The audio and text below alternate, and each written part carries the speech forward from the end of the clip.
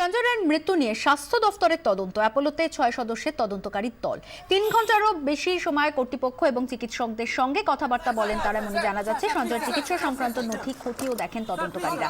বিস্তারিত জানবো, আমাদের সঙ্গে এই মুহূর্তে রয়েছেন আমাদের প্রতিনিধি সিজার মন্ডল। সিজার, দেখো, 6 সদস্যের যে তদন্তকারী দল তারা আজকে 2টো নাগাদ কিন্তু অ্যাপোলো হসপিটালে পৌঁছান এবং প্রায় 3 ঘন্টা সময় তারা কাটান। যেটা আমরা প্রাথমিকভাবে জানতে পারছি যে মূলত আজকে চিকিৎসা সংক্রান্ত বিষয়গুলোই কিন্তু তারা খতিয়ে দেখেছেন, খুব বিশদে খতিয়ে দেখেছেন। কারণ এটাই প্রথম অভিযোগ ছিল যে দুর্ঘটনাগ্রস্ত একজন রোগীর ক্ষেত্রে যেটাকে বলা হয় গোল্ডেন আওয়ার্স, অর্থাৎ হাসপাতালে ভর্তি করার পরবর্তী 2 ঘন্টা সময় যে চিকিৎসা দেওয়ার কথা, সেই জায়গাতেই কিন্তু একটা অবহেলার অভিযোগ এসছে সঞ্জয়ের ক্ষেত্রে। কারণ প্রথম 3 ঘন্টা কার্যত কোনো চিকিৎসাই হয়নি সঞ্জয় রায়ের ক্ষেত্রে। এবং এই জায়গাটাই কিন্তু একজন দুর্ঘটনাগ্রস্ত মানুষের জীবন মৃত্যু ফারাক করে দিতে পারে।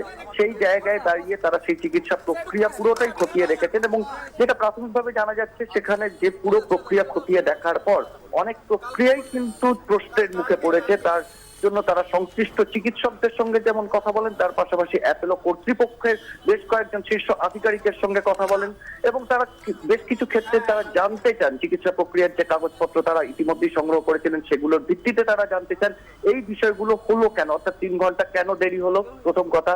দ্বিতীয় কথা, পরবর্তী ক্ষেত্রেও যে চিকিৎসা হয়েছে সেখানেও বেশ কিছু প্রশ্ন তারা তুলেছেন, সেগুলো তারা জানতে চান চিকিৎসকদের কাছে। এবং যেটা জানা যাচ্ছে আগামীকাল স্বাস্থ্য ভবনে এই 6 সদস্যের যারা তদন্তকারী দলে রয়েছেন তারা নিজেরা একটা বৈঠক করবেন এবং তার পরবর্তীতে তারা বিল সংক্রান্ত বিষয়গুলো খুঁটিয়ে দেখবেন।